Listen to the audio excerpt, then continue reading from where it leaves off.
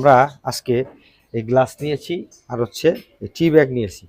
আজকে আমরা এদিকে একটু কাছের দিকে আমরা এই কল থেকে এই যে পাইপের পানি, এই পাইপের পানি থেকে আমরা এই চা বানিয়ে এসে খাবো। দেখেন, একটু ক্যামেরা ক্লোজ করো।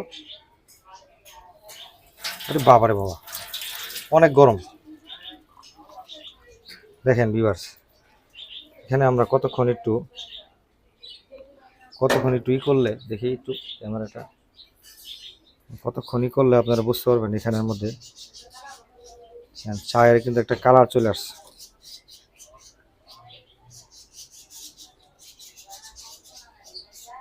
দেখেন মোটামুটি একটা কালার চলে আসছে বর্তমানে, প্রায় মানে যতটুকু গরম হওয়া দরকার ততটুকুর মধ্যে কিন্তু একটা কালার চলে আসছে। পানি কিন্তু গরম। আমরা কিন্তু ওই যে কলের যে পানি আছে